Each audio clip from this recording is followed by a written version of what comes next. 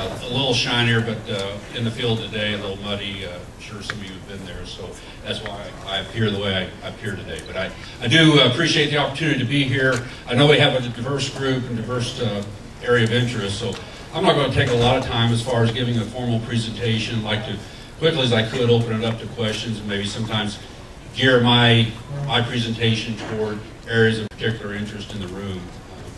Conservation officers, for those of you who aren't familiar, are the law enforcement division of the Department of Natural Resources.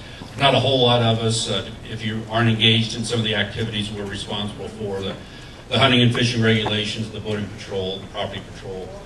Maybe you haven't had an opportunity to be around us, but there's only 215 of us when we're fully staffed from Lake Michigan to the Ohio River, and you think about spreading those out 24/7, 365-day coverage. There's not many of us, so there's a good chance that those of you in the room haven't had a chance to meet one, and I'll stick around and certainly take opportunity to address any of your specific questions you might have if you don't want to ask them in this kind of a forum. Any of you do any duck hunting at all? Any duck hunters in the room? But anybody have a Labrador Retriever? Great water dogs. They love the water. Those of you who aren't familiar, they just soon be in the water as they would on dry land. And, since we are in the middle of a hunting season, I wanted to tell a quick story. A buddy of mine was an avid duck hunter, and he bought a young Labrador pup. And as he's looking at this dog, the fellow takes a training dummy and throws the dummy out on the pond, fetch. And this young pup walks on top of the water and brings this training dummy back. And he's thinking, man, this dog is talented. So he's not sure he really saw what he saw, so he throws the training dummy out on the pond again and fetch. And that young pup walks on top of the water, picks up the training dummy, and brings it back. He's thinking, I can't wait till I get in the blind opening morning with my hunting partner and show him just how talented this dog is. He's not going to believe it. So they're in opening day of duck season, they're in the blind, greenheads, a bunch of mallards come in. They shoot, drop a big drake mallard, fetch. This young pup walks on top of the water, picks up the duck, brings it back. And he's waiting for his buddy to say something, and his buddy doesn't say anything. So he's thinking, well, he must not have saw what just happened. So a short time later, another group of ducks come in, drop another mallard, fetch. The young pup walks on top of the water, picks up the duck, brings it back.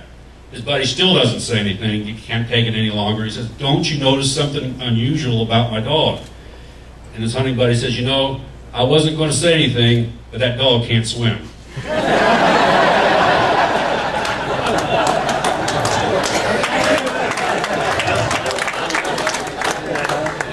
And I like to use that in a group because there was two different perspectives in that hunting blind that day. And I know as we go around the room, there's lots of different perspectives in this room, and that's what makes the world go around. I think that's always been one of my most enjoyable challenges in life, is looking at different perspectives, because we all have different perspectives. Kind of the glass half empty is the glass half full, whatever the case may be. And certainly as it relates to natural resources issues, we have A to Z different perspectives. We try to manage our properties for a wide variety of uses. And in that process, sometimes you're going to, people are wanting to use it for one use that maybe someone else finds offensive or finds contrary to what they want to use it for. So trying to make everyone happy is a difficult challenge. And certainly in many aspects of what I do as a law enforcement officer for the Department of Natural Resources has to do with just that. The critters out there in the world would probably be just fine if it wasn't for that human dimension. We have to manage the people really more than we manage the resource, the wildlife resource at least. So, and sometimes the wildlife resource can be two-legged or four-legged. That's different perspectives. So, but one of the things we do as the Department of Natural Resources is register off-road vehicles, those quads, those dirt bikes that aren't able to be registered for street operation through the Bureau of Motor Vehicles, are registered through the Indiana Department of Natural Resources as an off-road vehicle, and then there are rules and regulations that go along with the operation of that. We've certainly seen a significant change over the years in the types of machines, a lot more sophisticated, a lot more expensive. The type of operators involved, it's gone a long ways from the dirt bike and the youngsters that start out on the dirt bikes in their backyards to some pretty sophisticated and expensive pieces of equipment with off-road vehicles. Mostly the quads, are what we deal with.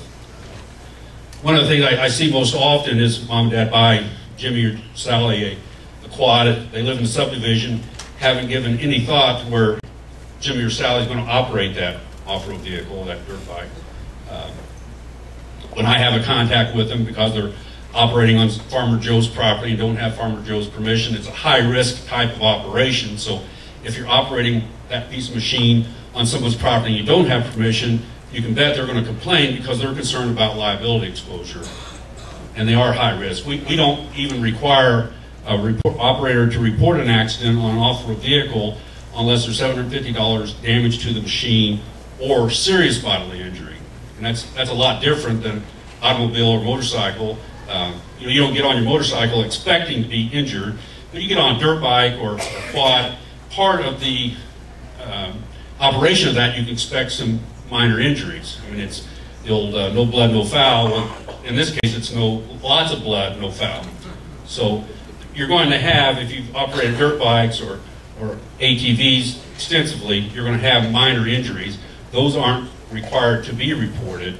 It's serious bodily injury, those life-threatening type injuries that you are, as an operator, required to report. We receive those. Our officers do those investigations. Any law enforcement officer can do those, but our officers do a lot of them. And unfortunately, a lot of the operators involved in those serious bodily injury type accidents, and sometimes life-changing fatality type accidents, are young operators. Not always young, sometimes inexperienced, but certainly in one of those two categories where they just haven't had experience as an operator. So we work hard. I know ABATE has done a lot of work through educational programs and trying to educate young operators, parents of those young operators, on safety equipment, receiving some basic training on how dangerous these machines can be if operated improperly. They're certainly not toys.